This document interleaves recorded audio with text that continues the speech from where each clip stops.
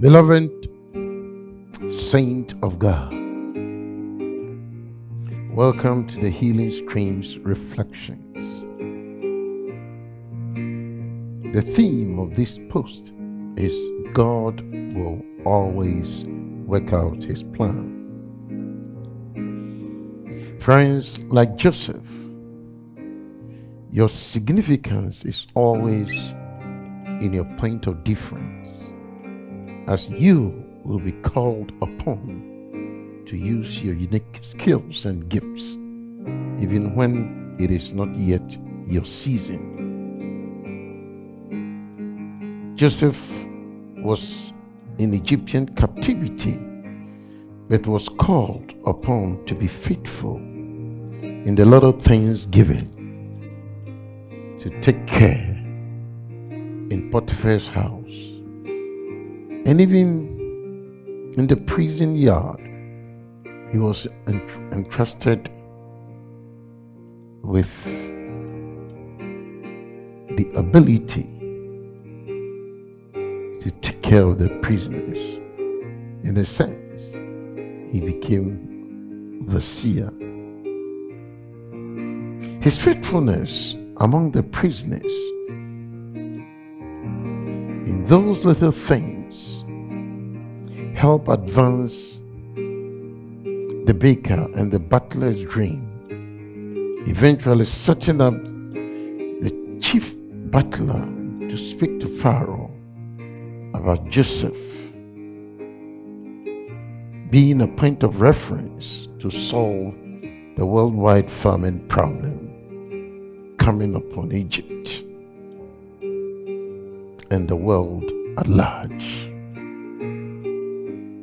due to the fact that Pharaoh had had a dream and need an interpreter. Therefore, God used Joseph's gifts and skills to end the season of frustration and anxiety in Pharaoh's life. Meanwhile, Joseph also discovered his worth in the foreign land of Egypt. Because there was a problem in Egypt, therefore it became necessary for Joseph's wealth to be made used of. Pharaoh's problem was Joseph's door to significance, because God wanted to use that gifting to cause Joseph to come to fruition. As a result, Joseph's value came into being and was recognized by Pharaoh. Therefore, Pharaoh said, "Can we find anyone in whom the Spirit of God dwells, such as this young man?" Yes, from the prison to the palace, whoever thought that it will happen like that? So Pharaoh recognized there is something different about Joseph. And Pharaoh further said to Joseph, "Since God had made all this known to you, there is no one so discerning and wise as you." Friends, what we notice here is that Joseph had an unconventional ability, different from everybody else, that was needed at a crisis time. Most people like Joseph and Daniel had unique giftings that source, in a sense, it always takes a version of an emergency solution in crisis time. For instance, in Daniel chapter 2, Daniel interpreted dream of the king, and therefore it averted a crisis that was supposed to overtake the prophets, the seers of the land. The uninterpreted dream of the king nearly led to the mass killings of these prophets and dreamers in the land, until Daniel, unique gifting of dream interpretation, solved the problem and the killings averted. I don't know the family crisis brewing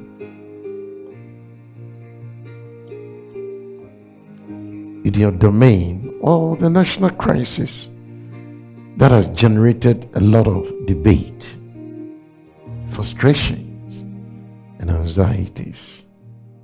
For Joseph, he worked towards a promotion because there was a crisis, and that exposed or brought forward Joseph's gifts on the national front. Therefore, Pharaoh said, "You shall be in charge of my palace, and all my people are to submit to your order. Only with respect to the throne will I be greater than you." So Pharaoh said to Joseph, "I hereby put you in charge of the whole land of Egypt." Here Joseph went from insignificant to significant. Joseph's gifts has gone further to help sustain the 7 years of famine. But the famine is so intense that after Joseph reveals his true identity to the fright of his brothers on their visit to Egypt, Joseph tells his brothers to return to their father and bring back the whole family to Egypt.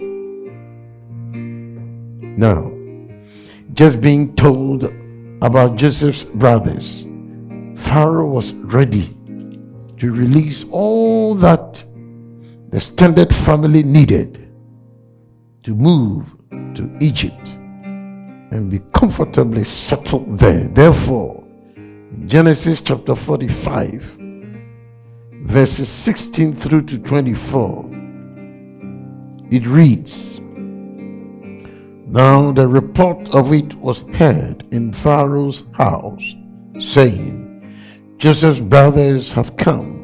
So it pleased Pharaoh and his servants well. And Pharaoh said to Joseph, say to your brothers, do this, load your animals and depart, go to the land of Canaan. Bring your father and your households and come to me. I will give you the best of the land of Egypt, and you will eat the fat of the land. Now, you are commanded, do this, take cuts out of the land of Egypt for your little ones and your wives. Bring your father and come. Verse 20. Also, do not be concerned about your goods, for the best of all the land of Egypt is yours. Then the sons of Israel did so, and Joseph gave them cuts according to the command of Pharaoh, and he gave them provisions for the journey. He gave to all of them, to each man, changes of garments, but to Benjamin he gave 300 pieces of silver and 5 changes of garment. Verse 23, and he sent to his father these things, 10 donkeys loaded with the good things of Egypt, and 10 female donkeys loaded with grain, bread, and food for his father for the journey. So he went So he sent his brothers away and departed. And he said to them, see that you do not become trouble along the way. This tells us about the favor God bestowed upon you. In a sense, the favor God normally bestows upon us or your ministry or your family when you're obedient to God's will. This shows the strong relationship existing between Joseph and Pharaoh. That is how life is built. Your employer solves your economic and financial problems. So there's no need to go to your job setting and instead of honestly working hard, you become mad at your employer. It doesn't work that way. Be reminded that God is using your employer to solve peculiar economic and financial issues in your life. Your breakthrough and your prosperity is all in the problem you solve. What problem are you willing to solve for your employer so that you receive your reward instead of sitting there waiting for something to fall from the sky? Know that Joseph, harvest of faithfulness and reward, came through the suffering that he went through, the abuse, the neglect, to the extent that even he was put into a hole. But Joseph thrived at the end of his suffering. And it is not surprising that the benefit which he derived, most of them went to his very family, haters of his life, his own bloodline brothers who had wished he died with his dream. Friends, your willingness to help solve another person's problem is always a requirement for God involvement in helping solve your own problem. Remember, no problem lasts, and every problem you got is temporary. In other words, it is subject to change. Remember, no problem is too great that God cannot solve. All you need is currents of favor from God to solve problem of your employer. Therefore, be an asset instead of a liability in the company or the church. For a heavenly reward instead of earthly reward awaits you. Stay blessed. Bye-bye.